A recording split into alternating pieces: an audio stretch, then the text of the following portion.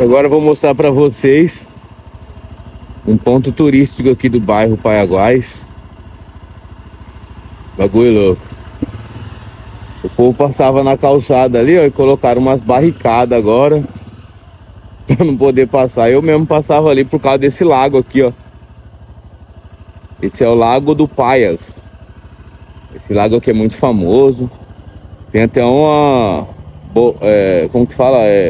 Pra pescar ali. Tablado, tem um tablado ali. Esse aqui é um ponto turístico lá, o Lago do Paias. E aqui tem as barricadas. Logo ali na frente vocês podem ver também. Tem outro ponto aqui do Lago Paias, outro tablado para pescar. E é isso, né? Um dos pontos turísticos aqui do Paiaguás. Lago do Paias.